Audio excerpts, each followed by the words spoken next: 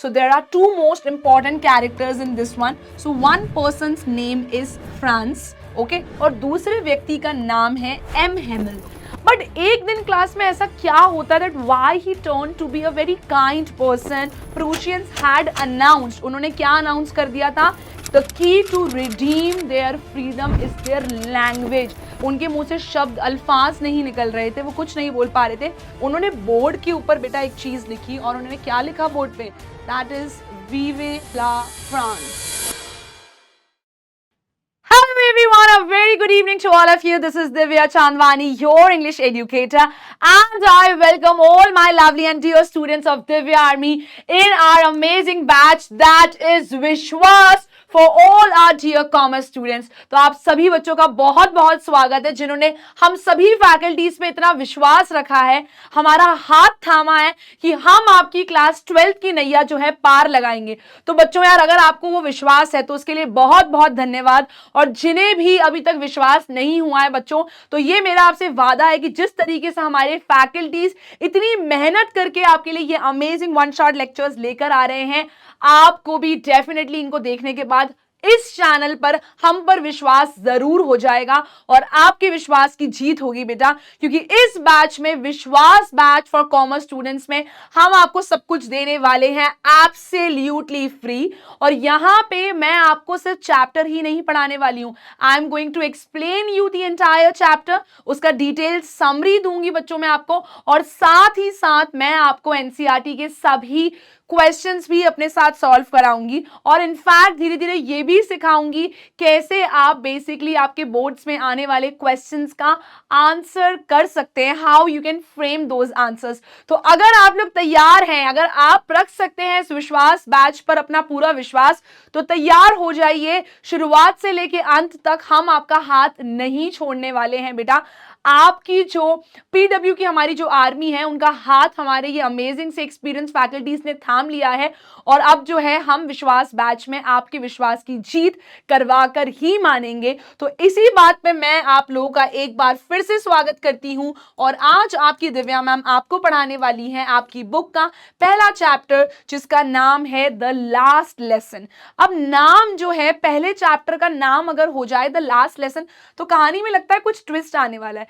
क्यों होता है बेटा इस चैप्टर का नाम द लास्ट लेसन? यहाँ पे राइटर कहना क्या चाह रहे हैं, किसकी कहानी है, कौन से मोस्ट इंपॉर्टेंट कैरेक्टर्स हैं, वो सब कुछ मैं आपको बताने वाली हूँ आज के लेक्चर में. So what are you waiting for? आपको ये वीडियो एंड तक देखना है and please share this with all your friends. Trust me, ये सब आपको बाद में थैंक यू बोलने वाले हैं. So let's get started. तो यस माय डियर स्टूडेंट्स, जैसा कि मेरी दिव्या आर्मी जानती है, आज मैम आपको पढ़ाने वाली हैं द लास्ट लेसन. इस चैप्टर को हम समझेंगे, इसकी डिटेल समरी भी मैं आपको दूंगी. और मेरे प्यारे बच्चों, इतना ही नहीं, आपकी दिव्या मैम आपको करवाने वाली हैं.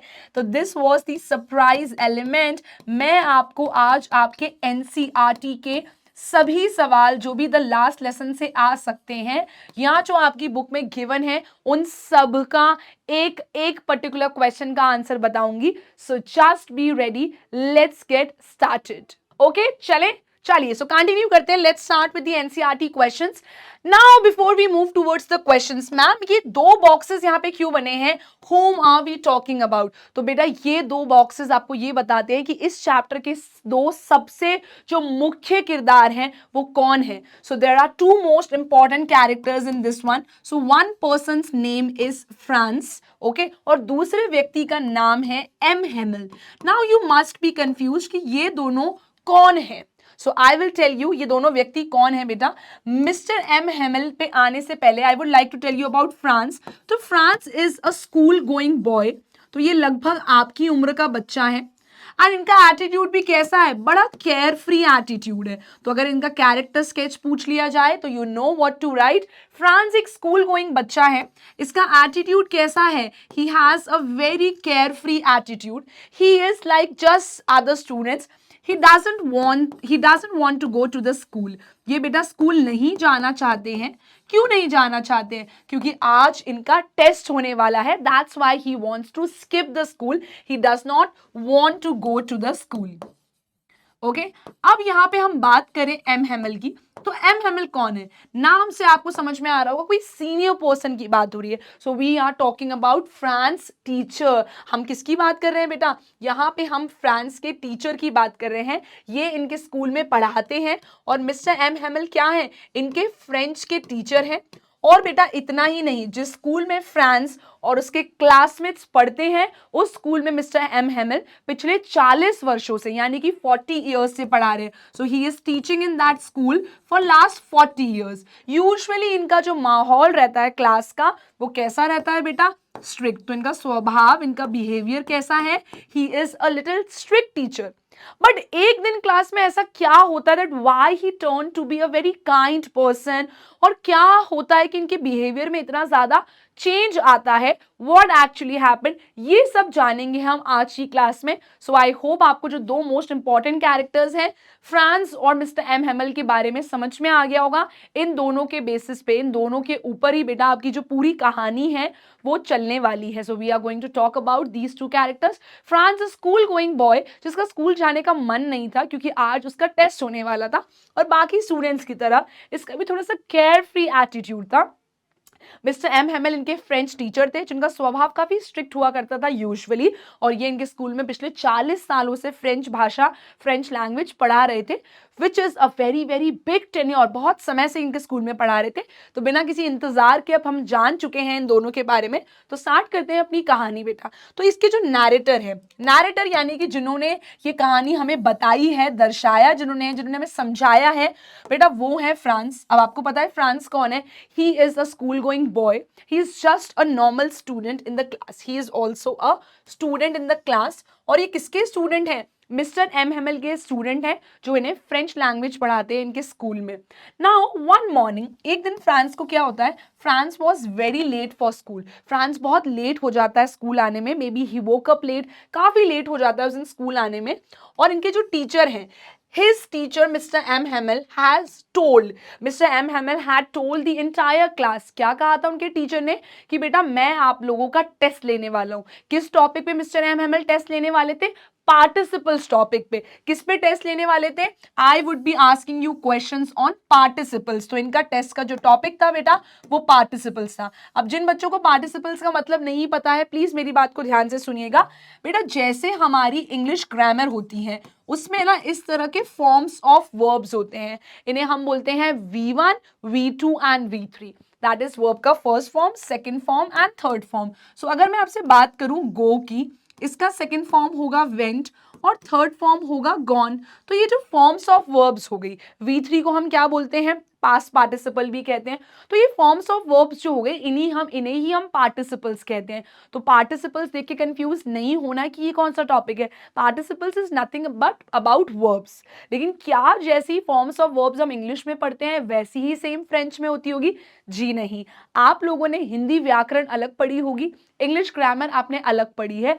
सिमिलरली बेटा फ्रेंच के जो पार्टिसिपल्स हैं, फॉर्म्स ऑफ वर्ब्स हैं, वो डिफरेंट होंगे, लेकिन पार्टिसिपल्स का मतलब होता है फॉर्म्स ऑफ वर्ब्स। तो उनका आज फॉर्म्स ऑफ वर्ब्स का यानी कि पार्टिसिपल्स का टेस्ट लेने वाले थे। कौन? मिस्टर एम हेमल लेने वाले थे पूरी क्लास का पार्टिसिपल्स का test.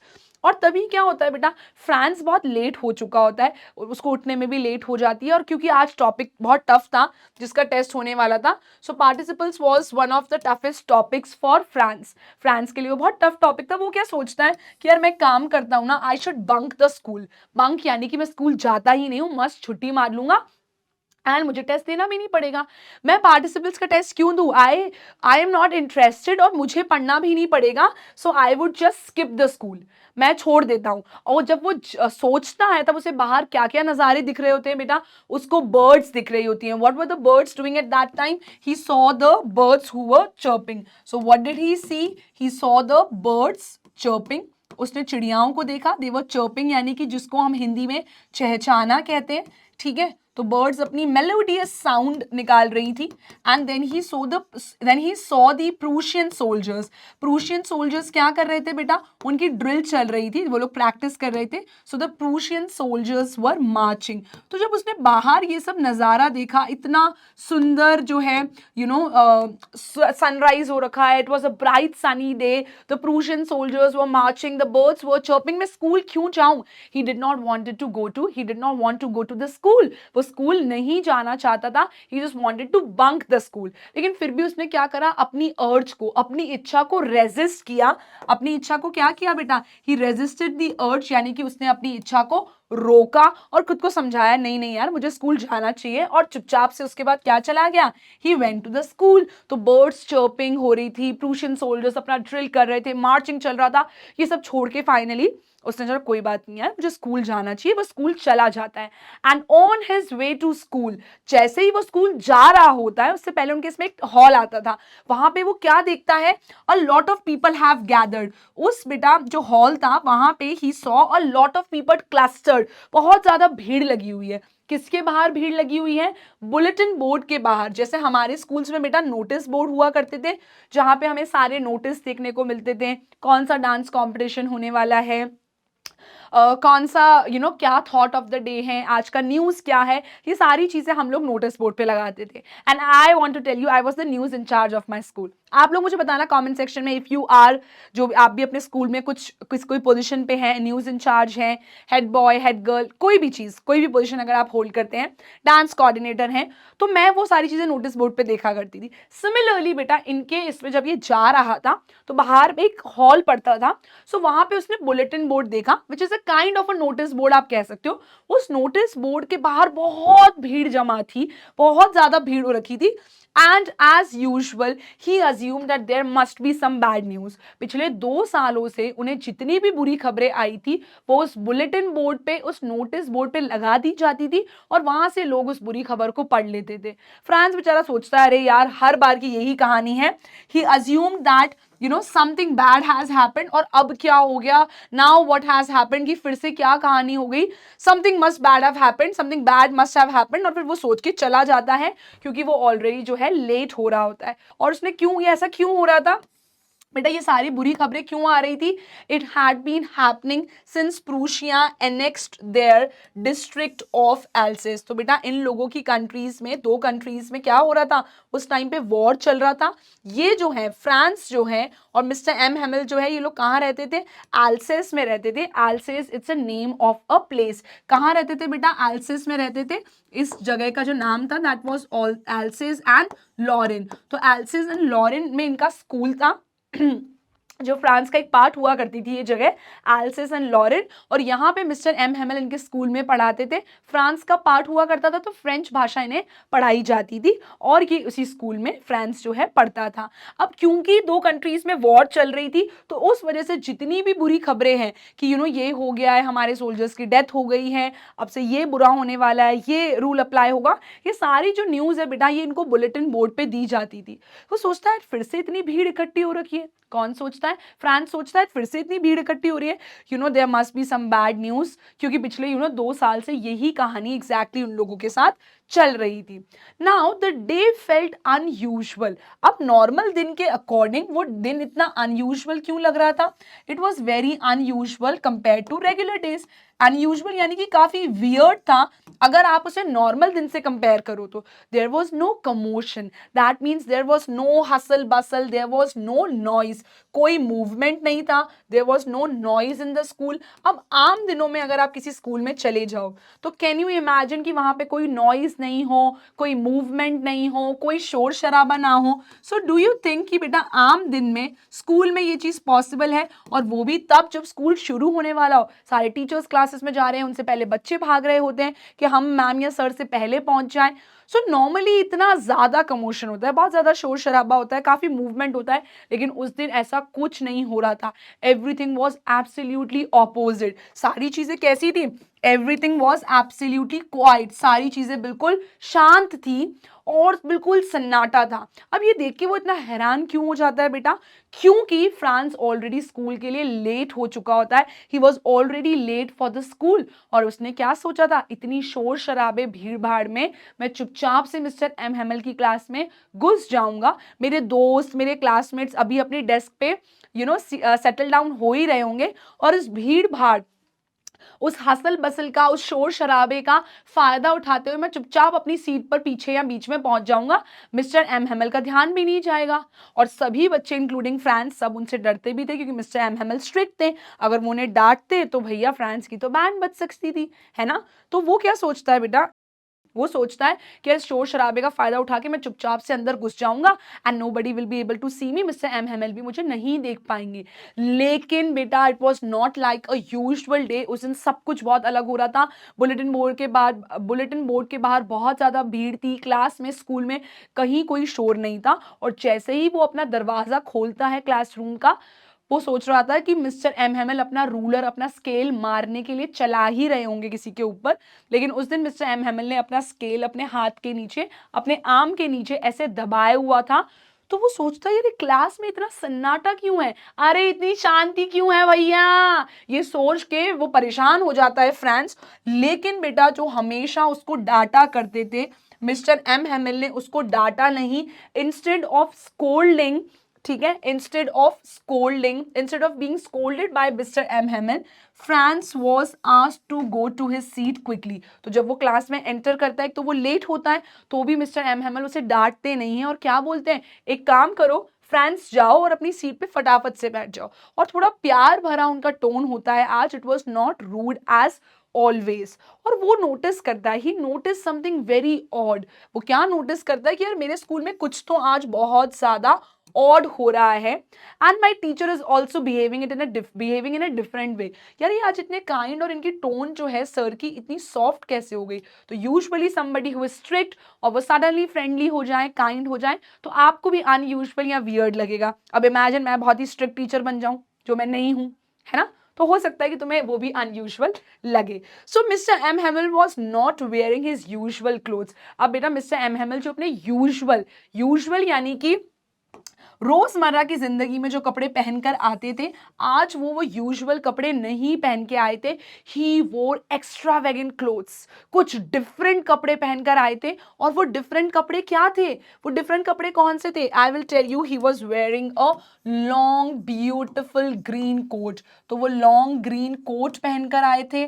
Today he was wearing a frilled shirt, जिसकी बाहों में, स्लीव्स में और कॉलर में ऐसे फ्रिल फ्रिल, झालर झालर जैसा लगा होता है, उसे हम इंग्लिश में फ्रिल्ड कहते हैं। So he was wearing a frilled shirt, he was wearing a long green coat and he was wearing a silk cap also. एक सिल्क कैप भी उन्होंने पहनी हुई थी। तो ये सब चीजें वो पहनकर आए थे। और यूजुअली रोजमर्रा की जिंदगी में इतना तैयार होकर या इतने एक्स्ट्रावेगेंट, इतने बढ़िया, लग्जूरियस और इतने अच्छे कपड़े वो रोज नहीं पहनकर आते थे, जो सारी चीजें वो आज पहनकर आए थे। एंड फ्रांस को समझ में नहीं आ रहा है मिस्टर एम एम एल को हुआ क्या है, why he is not wearing regular clothes, why his behaviour is different today. तो ये सब चीजों में बड़ा वो सरप्राइज हो जाता है। और मिस्टर एम हेमल क्या करते थे बेटा? मिस्टर एम हेमल ये सभी अच्छे कपड़े सिर्फ स्कूल इंस्पेक्शन जब होता था, जब स्कूल इंस्पेक्शन के लिए बड़ी बड़ी अथॉरिटीज आती थी, स्कूल में सारा काम ठीक तरीके से हो रहा है कि नहीं, ये चेक करने के लिए, या जिस दिन बच्चों को प्राइज देना होता था उसी दिन अपना ये long green coat, frill shirt, silk cap, ये सारी चीज तभी पहनकर आते थे। ही वॉज सरप्राइज कि आज ये सब इतने अच्छे कपड़े क्यों पहनकर आए, why and what is happening. तभी उसकी नजर एक और बड़ी वियर्ड चीज पे पड़ती है। उनकी जो लास्ट बेंचेस थी, जो यूजुअली खाली रहती थी, अब वहां पर क्या था, उनकी जो लास्ट बेंचेस थी वहां पर कौन बैठा था? There were the villagers who were sitting there and it was a very weird day. और थिंग क्या थी? That the most of the villagers, और बड़े बड़े लोग, उनके गांव के, उनके डिस्ट्रिक्ट के जो मेयर हैं, ठीक है, फॉर्मर मेयर जो है, जो पहले मेयर रह चुके हैं, जो उनके डिस्ट्रिक्ट के जो पोस्ट मास्टर थे एल्सेस और लॉरेन के, वो सब उनके क्लास में पीछे वाली बेंचेस पे बैठे हैं and he is surprise what is happening. Is wearing mister M Hamel ने लॉन्ग ग्रीन कोट पहन रखा है, फ्रिल शर्ट है, कैप पहन रखा है, इनका बिहेवियर इतना काइंड है। आज हमारे क्लासरूम की जो लास्ट बेंचेस है वो भी खाली नहीं है, वहाँ पे विलेजर्स आए हुए हैं, old people are sitting there and हमारे डिस्ट्रिक्ट के कौन आए हुए हैं, मेयर आए हुए हैं, फॉर्मर पोस्ट मास्टर यानी कि जो पहले पोस्ट मास्टर रह चुके हैं वो आए हैं। ये सब लोग कहाँ बैठे थे, दे all were sitting at the back benches, ये पीछे वाली टेबल चेयर्स पे बैठे थे और सभी लोग बहुत उदास थे। अब now he was not able to understand ये हो क्या रहा है, वाई एवरीवन इज अपसेट, कोई शोर शराबा नहीं है, कोई आवाज नहीं है हमारे क्लास में, कोई स्कूल में, and there were a lot of weird things which were happening, बहुत सारी बेटा वियर्ड चीजें हो रही थी। तो ये उनके रूम का कहीं ना कहीं आप मान सकते हैं क्लासरूम था, बिल्कुल शांति थी, सब लोग ऑलरेडी अपनी सीट्स में क्या है, ऑलरेडी सेटल्ड हैं, सब लोग अपनी सीट्स पे क्या हैं, ऑलरेडी सेटल्ड हैं। इसमें उन्होंने अभी कैप नहीं लगा रखा है बट कुछ इस तरह से उनका लॉन्ग कोट था जो मिस्टर एम हेमल उस दिन पहनकर आए थे। Okay, clear everyone? I think picture से आपको और थोड़ा अंडरस्टैंडिंग बेटर हो गई होगी। अब क्या होता है बेटा, एज द क्लास बिगेन, जैसे ही क्लास शुरू होती है मिस्टर एम हेमल क्या अनाउंस कर देते हैं, so yes class, today I am going to take your test on the participles. लेकिन उससे पहले बेटा वो एक बहुत बुरी खबर देते हैं अपने सभी प्यारे प्यारे डियर स्टूडेंट्स को। एंड मिस्टर एम हेमल क्या अनाउंस करते हैं, मिस्टर एम हेमल ये अनाउंस कर देते हैं कि आज उनका क्या है, that was his last French lesson. और इसी वजह से बेटा इस कहानी का, इस स्टोरी का नाम क्या है, the story's name is French lesson, नहीं the story's name is the last lesson, क्योंकि ये मिस्टर एम हेमल का आखिरी, this was mister M Hamel's last French lesson for his students, जहां पे बेटा जिस स्कूल में वो पिछले 40 सालों से, 40 वर्षों से पढ़ा रहे थे, वहां से उन्हें छोड़कर सब कुछ जाना होगा।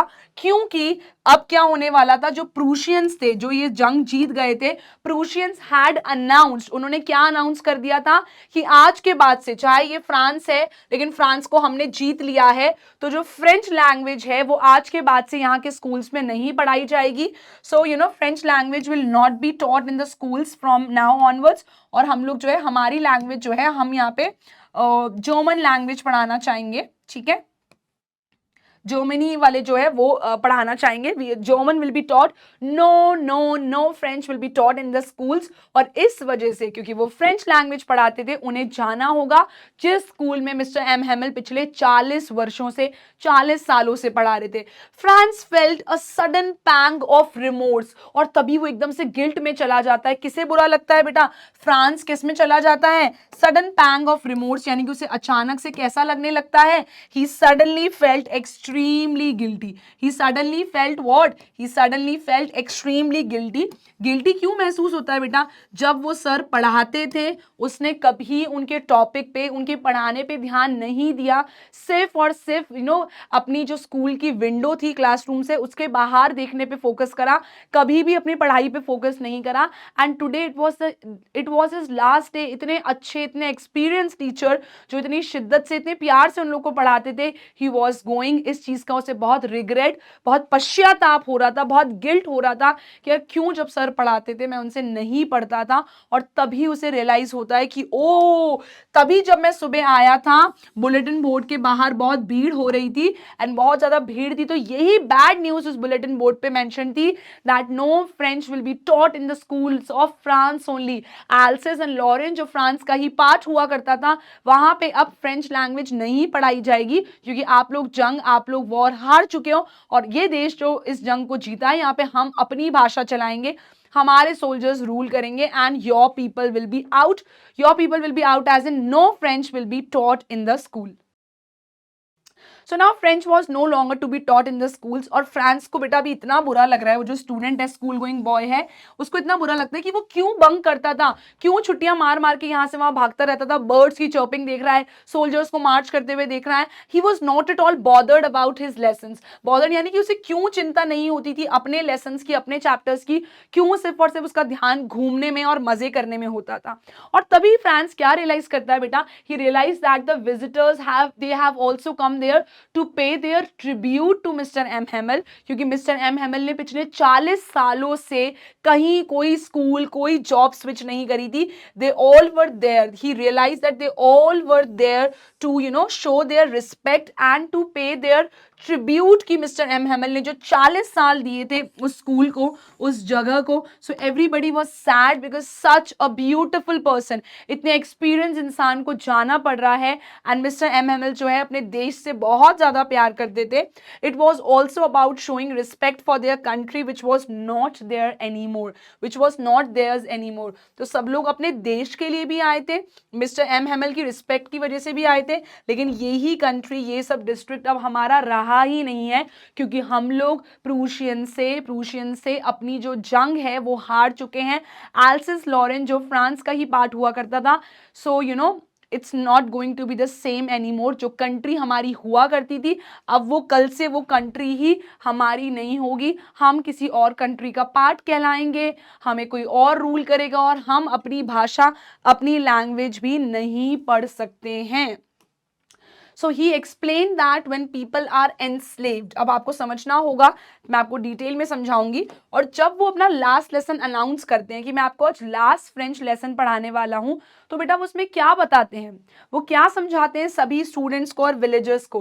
ही explain that when people are enslaved, जब आप लोगों को क्या बना लेते हो, स्लेव बना लेते हो, स्लेव बना लेते हो, उनसे स्लेवरी करवाते हो. यानी कि कोई भी इंसान अगर हमें अपना बंदी बना लेता है, जैसे बेटा अंग्रेजों ने हम हिंदुस्तानियों पे, हम इंडियंस पे 200 साल राज किया था, तो वो हमें एज अ स्लेव ट्रीट करते थे. हम उनके एनस्लेव्ड हो चुके थे, यानी कि हम उनके क्या हो चुके थे, गुलाम हो चुके थे. What were we were there गुलाम. ऐसे ही वो हमें ट्रीट करते थे कि हमें एनस्लेव कर लिया गया. तो वो कह रहे हैं कि कल से जब हमें एनस्लेव कर लिया जाएगा, from tomorrow onwards when we will be enslaved, ठीक है. सो आपको क्या रखना, याद रखना होगा that we people will be locked. आप ऐसे मानिए कि हमें क्या कर दिया जाएगा. For example if we are locked in a jail, अगर हमें जेल में डाल दिया गया है, फॉर एग्जाम्पल कह रहे हैं, ऐसा नहीं है जेल में डाला गया है, फॉर एग्जाम्पल अगर हमें जेल में डाल दिया गया है, तो याद रखिएगा, बताते हैं वो अपने सभी स्टूडेंट्स को, याद रखना बेटा उस लॉक की,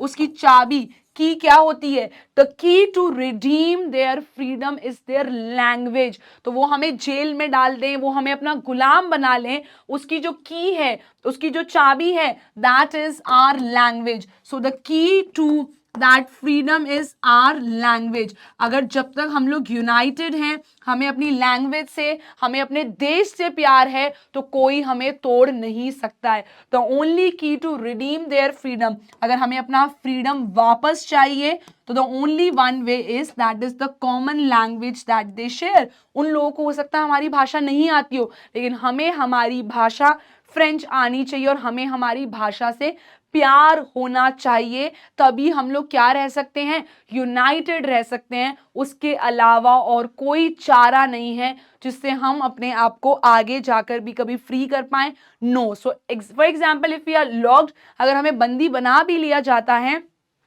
तो हमारे ताले की चाबी क्या होगी, हमारे ताले की चाबी होगी हमारी लैंग्वेज. तो किसी भी देश को अगर गुलाम बना लिया जाता है, तो उनकी एकता उनकी भाषा से नजर आती है. अलग अलग भिन्न प्रकार की भाषा बोलने से या अपनी भाषा ना बोल लेने से हम कभी भी इस ताले को ओपन नहीं कर पाएंगे. अगर हमें फ्रीडम, आज़ादी चाहिए, so we need to focus on our language that is French. ये वो सभी लोगों को वहां क्लासरूम में अपने लास्ट लेसन में समझाते हैं.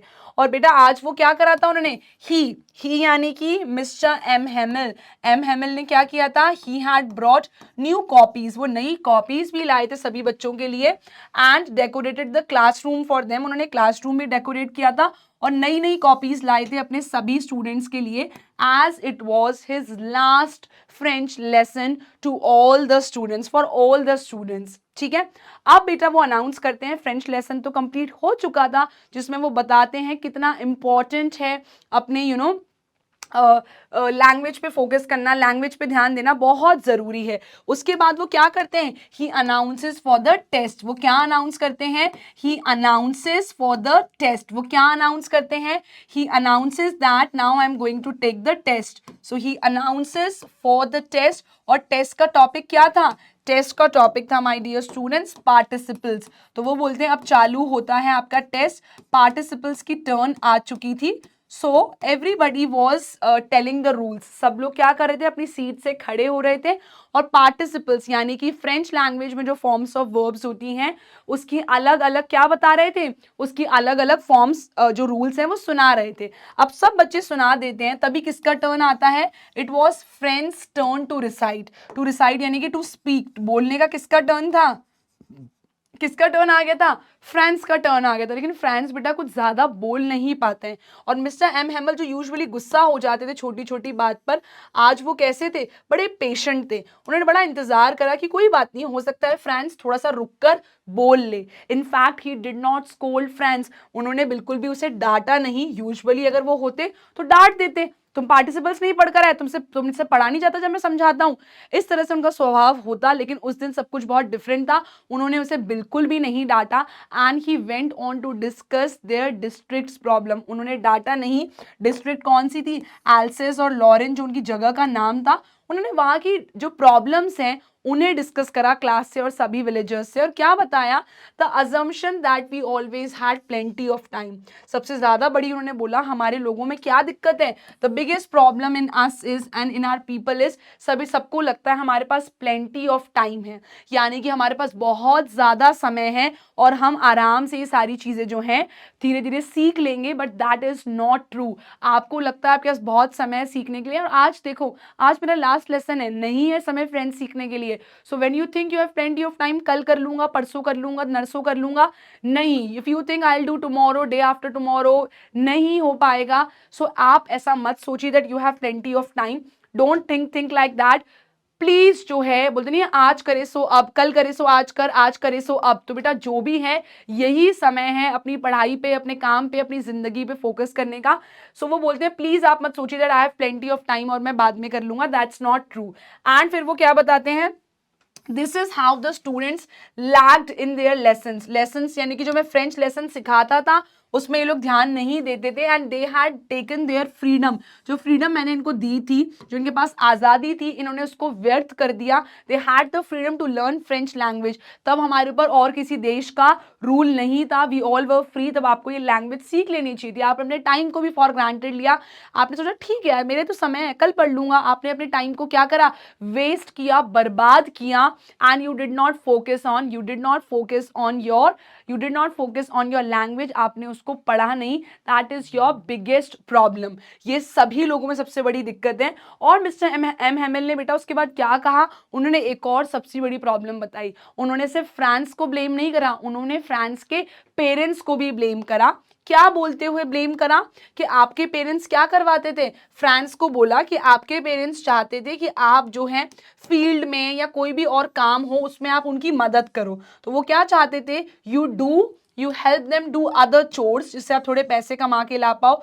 they wanted you to do some other work also, they wanted you कि आप उनकी हेल्प करो जिससे कि आप ज्यादा और पैसे कमा के ला पाओ। so rather than letting them focus on studies, तुम्हारे पेरेंट्स को भी अगर तुम्हें वो फोकस करने देते तो आज तुम हमारी लैंग्वेज में, फ्रेंच लैंग्वेज में बहुत बढ़िया, बहुत ही बेहतरीन होते। बट तुम नहीं हो क्योंकि उन्होंने तुम्हें ज़्यादा फोकस पढ़ाई पे नहीं बल्कि काम पे फोकस करने के लिए कहा। और इनफैक्ट उन्होंने सिर्फ उसके पेरेंट्स को ही नहीं खुद को भी ब्लेम करा बेटा। Mister M Hamel blamed himself also, और उन्होंने ब्लेम करते हुए खुद के लिए क्या कहा, mister M Hamel blamed himself also. और उन्होंने क्या कारण बताया, मिस्टर एम हेमल ने ये कारण बताया कि इसके लिए मैं भी जो हूँ वो गुनहगार हूँ। और उन्होंने दो इसके मुख्य सबसे बड़े कारण बताए बेटा कि I am also who is responsible for that. और उन्होंने क्या रीजंस बताया, मैं यहाँ पे बताती हूँ आपको।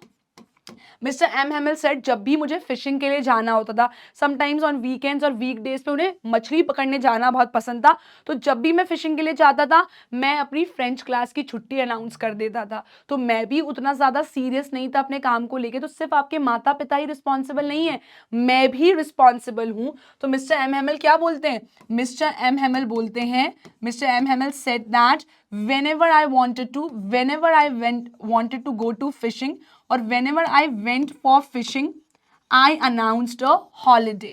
Whenever I went for fishing, I gave you guys a holiday. तो ये भी दर्शाता है कि मैं इतना ज़्यादा सीरियस नहीं था अपने काम को लेकर। ये सीरियस तो थे, लेकिन कभी कभार मुझे भी ब्रेक चाहिए होता था और इस वजह से तुम्हारा बहुत ज़्यादा नुकसान होता था। तो मिस्टर एम हेमल बेटा खुद को भी ब्लेम करते हैं, और दूसरा रीज़न खुद को ब्लेम करने का क्या देते हैं, उनकी जो क्लासरूम थी, फ्रांस की जो क्लासरूम थी फ्रांस की, उसके बाहर उनका एक एम हेमल का छोटा सा गार्डन हुआ करता था। तो वो अक्सर क्या बोलते थे स्टूडेंट्स को, क्लास चल रही ठीक है जाके मेरे पौधों को पानी दे दो। तो वो खुद को क्या ब्लेम करते हैं, mister M Hamel said that I used to tell you guys to go and water my plants in the garden. तो इस वजह से भी तुम अपनी पढ़ाई पे पूरा फोकस नहीं कर पाते थे। तो यहाँ के लोगों ने सोचा हमारे पास प्लेंटी ऑफ टाइम है, ये सबसे रीजन है लैंग्वेज नहीं सीख पाने का। आपके माता पिता चाहते थे फ्रांस की आप पढ़ाई पे कम और बाहर के कामों पे ज्यादा फोकस करो, जिससे आप पैसे कमा के ला पाओ। और तीसरा उन्होंने खुद को ब्लेम करा कि जब भी मुझे फिशिंग जाना होता था, I used to give you guys holiday and I used to tell you, और मैं तुमसे क्या करवाता था, मिस्टर एम हेमल अपने स्टूडेंट्स से वाटर करवाते थे अपने खुद के गार्डन के जो जो प्लांट्स थे उनको। ठीक है, तो मिस्टर एम हेमल क्या करवाते थे बेटा, he told that he accepted it himself. उन्होंने क्या एक्सेप्ट करा कि मैं आप लोगों से क्या करवाता था, I used to tell you to water the plants, I used to tell you what, I used to tell you to water the plants in the garden. तो ये दोनों उन्होंने मेन कारण बताए that I used to tell you to water the plants in the garden. और ये किसको बोलते थे, वो अपने स्टूडेंट्स को कहते थे जब वो क्लास में पढ़ा रहे होते थे तब। सो मिस्टर एम हेमल क्या करते थे, Mr. M. Hamill told his students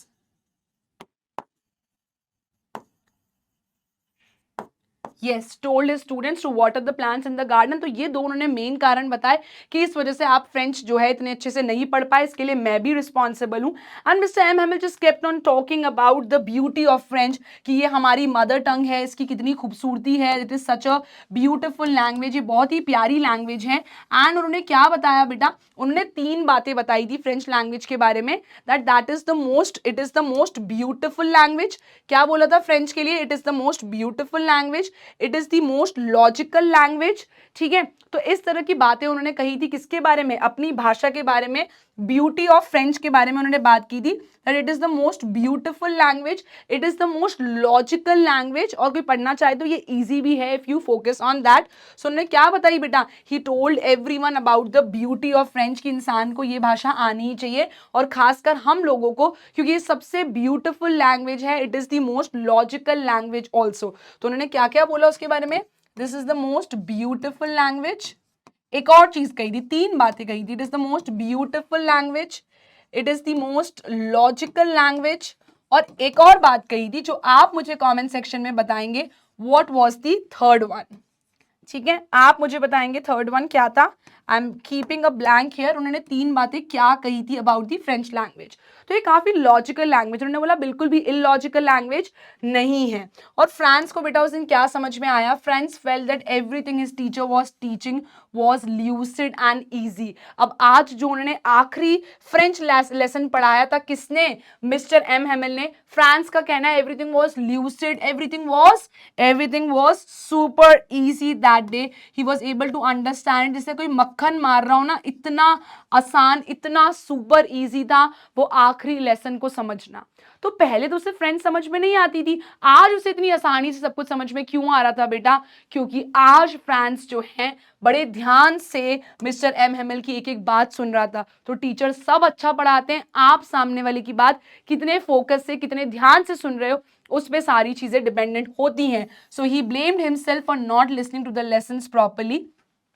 उसने कहा यार हो सकता है कि मेरे में ही कमी हो, जब मैं वो पढ़ाते थे, मिस्टर एम हेमल जब मुझे पढ़ाते थे तो मैं उनकी बात को ढंग से सुनता नहीं था।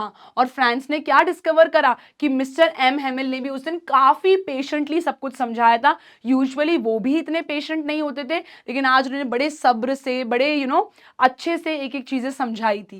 And now it was time that France ने क्या डिस्कवर किया, that mister M Hamel was suppose to leave the country. तो वो मिस्टर एम हेमल और उनकी सिस्टर जो है ये देश छोड़कर ही जा रहे थे, because there was no point of staying there. एक तो प्रूशियन आर्मी आ चुकी थी, इन्हें जो है और कुछ नहीं आता था। He knew how to teach French language, उन्हें फ्रेंच से बहुत प्यार था। So now it was time कि मिस्टर एम हेमल और उनकी सिस्टर ये देश छोड़कर जा रहे थे। He realize how difficult it must have been for his teacher to leave a place he had stayed and served in for 40 years. तब फ्रांस को ये रियलाइज हुआ कि यार मेरे सर के लिए, मेरे टीचर के लिए इस जगह को छोड़ के जाना कितना मुश्किल होगा. एंड ऑफ द डे वो कितना भी स्ट्रिक्ट, कितना भी वो दिखा लें कि मैं इमोशनल नहीं हूँ, बट वो भी एक इंसान है. एंड उस जगह को उन्होंने 40 साल दिए. बेटा आप किसी जगह को 4 साल दे दो ना, उस जगह से प्यार हो जाता है and you don't want to leave it. आपका कंफर्ट जोन बन जाता है, you are habitual of staying with those people, आपको उनकी आदत हो जाती है. लेकिन अब 40 साल बाद क्योंकि उनका देश हार चुका था, प्रूशियंस हैव एंटर्ड, तो उन्हें जो है अपना देश छोड़कर जाना पड़ रहा था. और तभी क्या होता है, द क्लॉक स्ट्रक 12, यानी कि घड़ी में कितने बज चुके थे बेटा, 12 बज चुके थे. And the Prussians blew their trumpets, बड़े बड़े वो बोलिए जो बैंड बाजा में बजाते हैं वो ट्रम्पेट्स, बड़े बड़े वो होते हैं, उसको बजाने लग गए. बड़ी, we can't call it even पूपाड़ी, दैट्स स्मॉल. बड़े बड़े ट्रम्पेट्स नहीं होते जो कोई विक्ट्री हो जाती है तब प्ले करे जाते हैं. बड़े बड़े जो बैंड्स वगैरह होते हैं ना, शादी वादी में आपने देखे होंगे, बड़े बड़े ट्रम्पेट्स बजाने लग गए क्योंकि 12 बज चुके थे और वो टाइम हो चुका था किसका, लास्ट हमारी फ्रेंच क्लास का एंड होने का. It was the time the French class was about to end. और मिस्टर एम हेमिल ने क्या बोला हम सभी से, Mister M Hamel said good bye to all of us, to the entire class. और बेटा बाय जब उन्होंने बोला था उससे पहले वो बिल्कुल नम चुपचाप अपनी चेयर पर बैठे थे और सारी चीज़ों को एब्जॉर्ब कर रहे थे, सबको देख रहे थे, क्लासरूम को, बोर्ड को, यू नो वॉल्स को. जिस जगह को आपने 40 साल दिए होते हैं ना, that's a very, it holds a very dear place to your heart. बहुत प्यारी जगह होती है आपके लिए. और अब 12 बज चुके थे घड़ी में और प्रूशियंस ने जोर जोर से वो बजाना स्टार्ट कर, जैसे हम लोग शंख बजाते हैं, ट्रम्पेट्स काफी बड़े होते हैं, तो वो ट्रम्पेट्स बजाने लग गए. अब मिस्टर एम हेमिल कुछ बोलना तो चाह रहे थे but he was so emotional because it was his last French lesson. Mister M Hamel ज्यादा कुछ बोल नहीं पाते हैं बेटा. He was so emotional that day. और वो क्या करते हैं, अपना सर जो है इस तरीके से झुका लेते हैं टुवर्ड्स द बोर्ड. वो चाहते थे बोलना लेकिन ज्यादा कुछ बोल नहीं पाते. He was so emotional that he was choked. उनके मुंह से शब्द, अल्फाज नहीं निकल रहे थे, वो कुछ नहीं बोल पा रहे थे. सो ही जस्ट डिड वन थिंग. उन्होंने बोर्ड के ऊपर बेटा एक चीज लिखी और उन्होंने क्या लिखा बोर्ड पे, that is vive la France. उन्होंने क्या लिखा बोर्ड पे, this is what he wrote. और ये उनका क्लासरूम है, ये उनका ब्यूटीफुल सा पिक्चर है. So this is what he road on the black board. उन्होंने ब्लैक बोर्ड पे ये लिखा क्योंकि वो बोल ही नहीं पा रहे थे. He was not in a condition to speak. तो यहीं पे बेटा आपका चैप्टर एंड होता है. यही वो आपके जो है ब्लैक बोर्ड पे लिखते हैं. What is the meaning of this one, इसका मतलब होता है long live France. What is the meaning of this one? It's long live France. बोलना वो बहुत कुछ चाहते थे but he was not able to speak क्योंकि वो इतने इमोशनल हो गए थे एंड उनके जो शब्द हैं वो नहीं निकल पा रहे थे मुंह से. तो उन्होंने फ्रेंच लैंग्वेज में लिखा. लेकिन इसका मतलब क्या है बेटा, it means long live France. Of course आपको और मुझे फ्रेंच लैंग्वेज नहीं आती, आप में से किसी को आती होगी तो you will be able to understand. तो उन्होंने इतने इमोशनल थे कि he leaned his head against the wall. उन्होंने अपना दीवार की तरफ सर झुका लिया क्योंकि वो कुछ नहीं बोल पा रहे थे. He was not able to speak anything and उन्होंने बस एक जेस्चर करा अपने हाथ से दैट स्कूल इज डिसमिस्ड, मतलब स्कूल इज ओवर. लेकिन बोला कुछ नहीं क्योंकि नहीं बोल पा रहे थे. सो ही डिड लाइक दिस और लाइक जाओ या फिर स्कूल इज डिसमिस्ड. इसका भी क्या करा बेटा, हाथ से इशारा करा. ही did not say anything because he could not, वो बोल ही नहीं पा रहे थे, उनके पास अल्फाज, शब्द कम हो गए थे. एंड उन्होंने अपनी जो प्यारी सी लैंग्वेज है उसको जो है अब गुड बाय कह दिया था. उन्होंने फ्रेंच में लिखा वीवे ला France which means long live France. तो लॉन्ग लिव फ्रांस लिख के यहाँ पे आपका जो चैप्टर है वो खत्म होता है. So my dear students, I hope आपको ये चैप्टर अच्छे से समझ में आया होगा. अगर आपसे मिस्टर एम हेमिल का या फ्रांस का कैरेक्टर स्केच पूछ लिया जाए तो आई एम श्योर अब मेरे प्यारे बच्चे इसको लिख पाएंगे. मिस्टर एम हेमिल कौन थे? He was a little strict teacher. He has served his nation and the school for last 40 years. He was a French teacher, but now unfortunately he had to leave his country because the Prussians had moved into Alsace and Lorraine also, and he was supposed to leave the country. And from tomorrow onwards, no French will be taught. In fact, what will be taught? German will be taught to all these students. German पढ़ाई जाएगी, ना कि French भाषा पढ़ाई जाएगी. तो ये जो है बड़े दुख के साथ उन्हें अपने स्कूल को छोड़ के जाना पड़ता है. And he in fact takes the blame on himself कि आप मेरी वजह से इस लैंग्वेज को अच्छे से नहीं सीख पाए, और कहीं ना कहीं आपके पेरेंट्स भी रिस्पॉन्सिबल हैं क्योंकि वो चाहते थे आप और पैसा कमा के लाओ, but they never wanted you to focus on your language. पर याद रखना बच्चों, अगर कभी भी हमें गुलाम बना लिया जाता है, if we are enslaved, we need to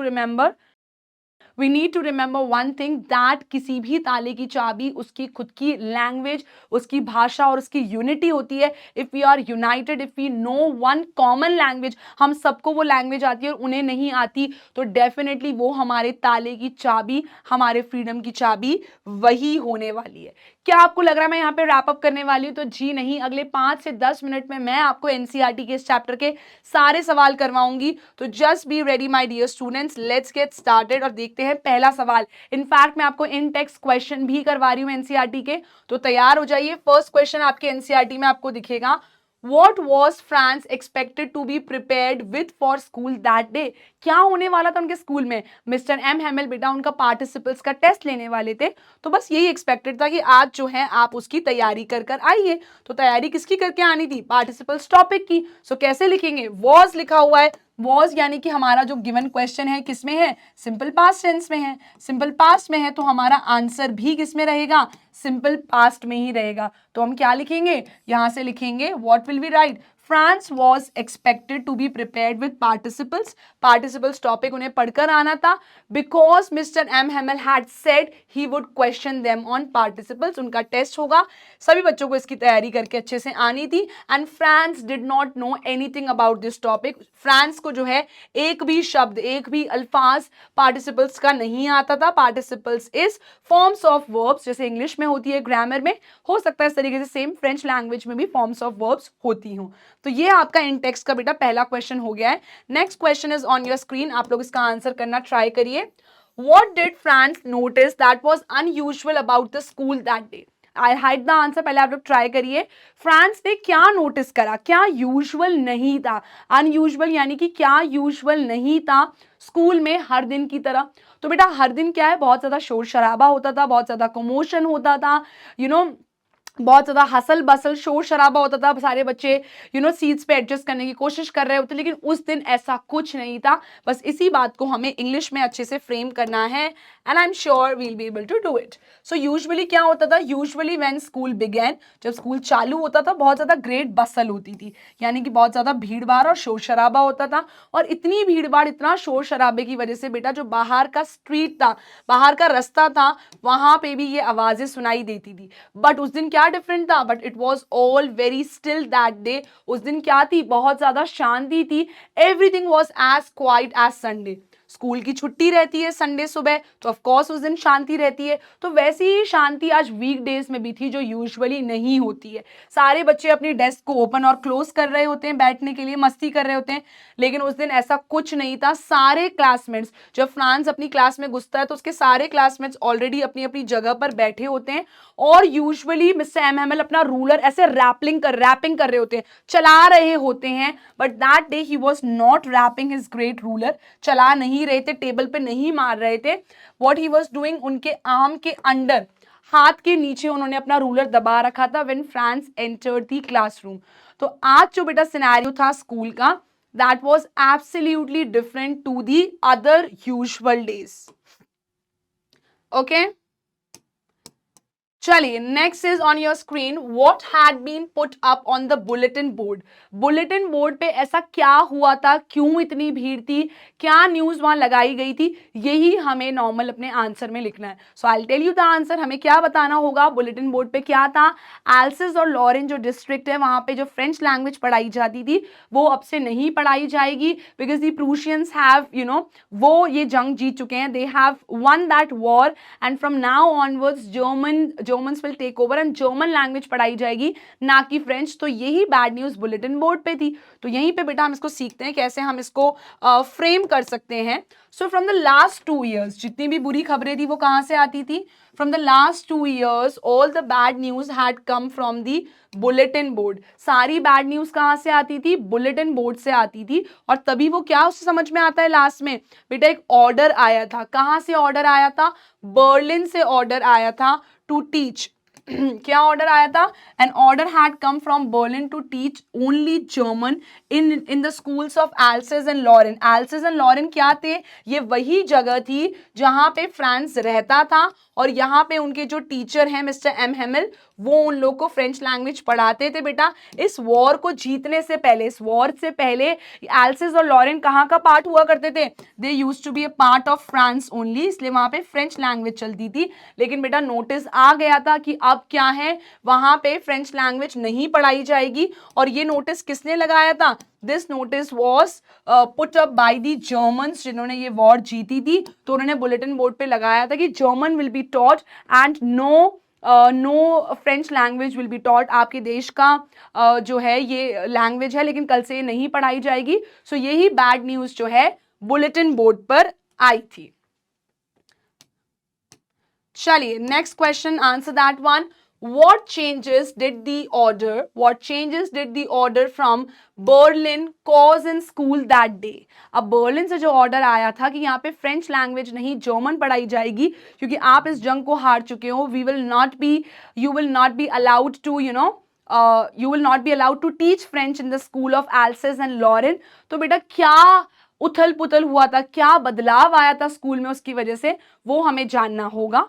तो क्या बदलाव आया था? मिस्टर एम हेमल अपने बेस्ट कपड़े पहन के आए थे। He was wearing a green coat, frilled shirt था, उन्होंने जो एक कैप लगा रखा था वो ब्लैक कलर का था, इट वॉज ऑफ सिल्क, उस पर बहुत सुंदर सुंदर एम्ब्रॉयडरी, कढ़ाई भी हो रखी थी। सो ये सारी चीजें हो रही थी बेटा। तो ये जो है विलेजर्स आए हुए थे, ये सारी चीजें क्यों हुई थी, वाई इट वॉज हैपनिंग? तो यही चेंजेस थे जो आए थे, क्योंकि आज उनका लास्ट लेसन था स्कूल में। So mister M Hamel had put on his best dress, और मैंने आपको चैप्टर एक्सप्लेन करते हुए समझाया था।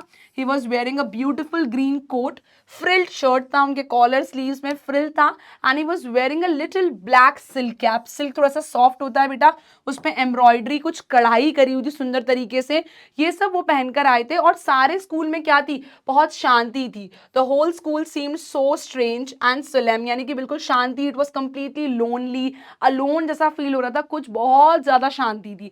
एंड ऑन द बैक, जो बैक बेंचेस हमारी कैसी रहती थी? हमेशा खाली रहती थी। आज हमारे विलेज के एल्डरली पीपल जो है वहां पे बैठे थे। So how we will write down? The last benches which were usually empty, the elderly people were sitting quietly like the kids, जैसे वो भी स्टूडेंट्स हो ऐसे वो लोग बैठे थे, because they all were extremely sad. ये सभी बच्चे क्या थे, ये सभी लोग क्या थे? बहुत सैड थे, because it was last day of mister M Hamel. So that was the change that came in the school, and all the benches were full, and Mr. M. Hamel was wearing different clothes, जो कि usually वो inspection day पर या prize ceremony वाले day पर पहनते थे। Next question, my dear students. Next question is on your screen. How did France feeling about Mr. M. Hamel and school change? पहले तो वो Mr. M. Hamel को पसंद नहीं करता था, वो उन्हें काफ़ी स्ट्रिक्ट लगते थे, उन्हें अपना स्कूल पसंद नहीं था फ्रांस को। I should not go to school, मुझे तो बर्ड्स को देखना है, I want to go on the swings, मुझे झूला झूलना है। फिर क्या हुआ? Suddenly Mr. M. Hamel के लिए उसका स्वभाव, उसका बिहेवियर क्यों चेंज हुआ? Why and how did it happen? Why we all know that? Because it was his last French lesson. How did it happen? उसको समझते हैं बेटा। So फ्रांस को क्या पता चलता है? France came to know that it was his last lesson. Mr. M. Hamel जा रहे हैं, so it's his last day in the school, and from the next day they will be only taught German. उन्हें कौन सी भाषा पढ़ाई जाएगी? अगले दिन से जर्मन पढ़ाई जाएगी, because yes, उन लोगों ने वो वॉर को जीत लिया था। तो इनके बीच की जो वॉर थी, Germans have won that war, और इस वजह से क्या लग रहा था फ्रांस को? France was extremely sorry. उसे क्या था बेटा? बहुत ज़्यादा गिल्ट था, बहुत ज़्यादा पश्चाताप हो रहा था। ही वॉज वेरी गिल्टी कि जब सर पढ़ाते थे तब मैंने पढ़ाई पे फोकस नहीं करा। तो he was very guilty of not learning the lessons properly. और वो बुक्स जो उसको न्यूसेंस लगती थी, बकवास लगती थी, एक प्रॉब्लम लगती थी कि all the books were nuisance, कितना बेकार चीज़ें हैं ये जो मुझे पढ़ना पड़ता है, जो बर्डन, उसे बोझ लगती थी। Now they were all old friends, वो सारी किताबें उसके लिए ओल्ड फ्रेंड्स के समान हो गई थी। And his feelings about mister M Hamel it also change. और जितना भी उनके रूलर में गुस्सा था, या जितने भी क्रैंकी मिस्टर एम हेमल हुआ करते थे, यूजुअली वो क्या हो जाते थे? इरिटेट हो जाते थे। तो you know how ever irritated he was और मूडी ही वॉज, ये सारी चीज़ें आज जो है फ्रांस जो है, ये सारी चीज़ें बेटा आज भूलने को तैयार था। his ruler and how moody Mr. M. Hamel was. वो ये सारी बातें भूलने को रेडी था. That's okay, he was my teacher. उन्होंने इतने साल दिए, हमें कुछ अच्छा ही सिखाने की कोशिश की है. So he is a good human being. आज जो है फ्रांस उनका रूलर, उनका मूडी, उनका चिड़चिड़ापन, सारी चीजें भूलने के लिए तैयार था, because it was mister M Hamel's last French lesson in the school. Okay, my dear students, on this note, we have completed the entire chapter, all the NCERT questions. So now it's time for the homework part. So what is your homework? Now what you have to do is, you have to, what is your homework is, जो मैंने आपको पढ़ाया है, NCERT questions मैंने आपको करवा दिए हैं, but open the NCERT, you will find all these questions. Open the NCERT and write all the answers on your own, ताकि अब आपको स्टोरी पता है. See if you are able to frame the answers or not. So open the NCERT and write all the answers on your own. कोई भी grammatical error होगी, we will get in touch, इसको हम ठीक करेंगे. कहीं पर भी आप अटकते हो, if you are not able to frame a sentence correctly, अगर आपको टेंस में दिक्कत आ रही है आप पूछिए, आपको वोकैबुलरी में दिक्कत आ रही है आप पूछिए, बट ये मत करना कि मैम ने करवा दिया आप उसको कॉपी कर लो. इंग्लिश में रटने से कुछ नहीं होगा. इतने बड़े बड़े चैप्टर्स हैं बेटा, एंड तक सब भूल जाओगे.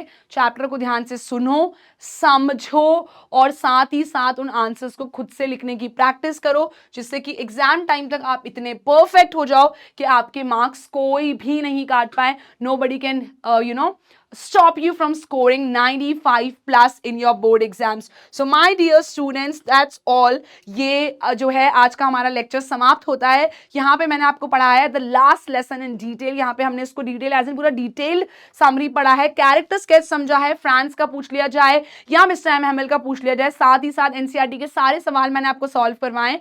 So thank you everyone, thank you so much. अगर आपको ये चैप्टर समझ में आया, if you liked or if you were able to understand the way I explained you the chapter, please do let me know in the comment section. अगर आपको ये NCERT question समझ में आए तो प्लीज मुझे बताइएगा.